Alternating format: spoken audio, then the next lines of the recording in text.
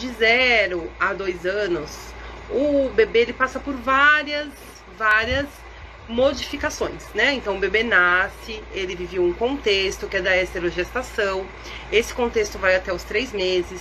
Dos 3 meses aos 6 meses, a gente tem a janela de associações, que podem ser associações positivas ou associações negativas. Do 6º mês a 1 ano, nós temos a angústia da separação. E ali dentro dessa angústia da separação, a gente também tem alguns saltos que o bebê modifica o seu comportamento, tanto diário quanto de sono, tá?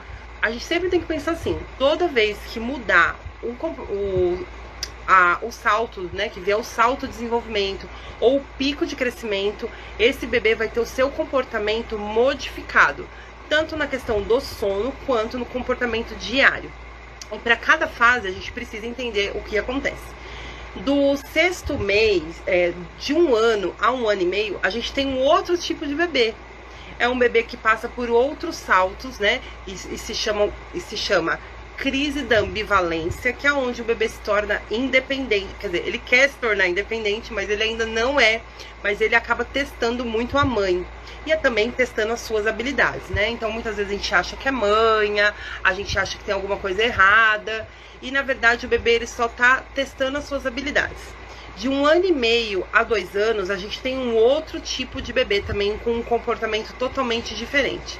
E o que vai implicar esse comportamento?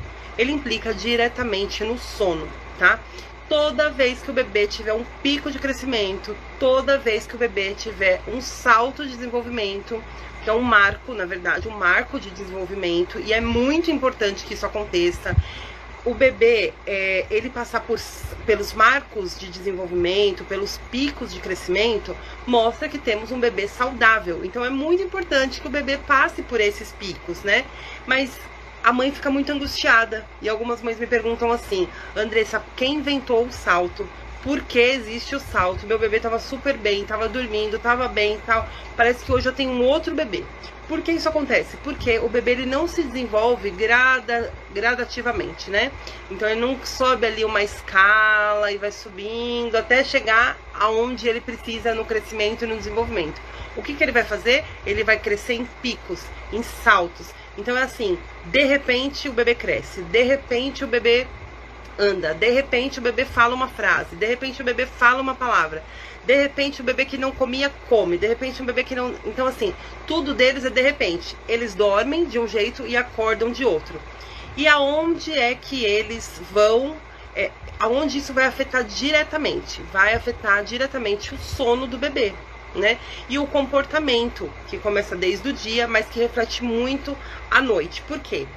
À noite, quando o bebê dorme, é aonde ele faz a memória de todo o dia que ele passou. Então, as memórias, as habilidades, elas são armazenadas ali no cérebro do bebê no sono noturno. O sono diurno, né, o sono, as sonecas durante o dia, vai fazer com que o bebê ele se estabilize emocionalmente. Mas só durante a noite é que esse bebê ele vai formar as memórias, né, que vão formar o desenvolvimento e o crescimento desse bebê. Então, por isso que diretamente influencia no sono do bebê.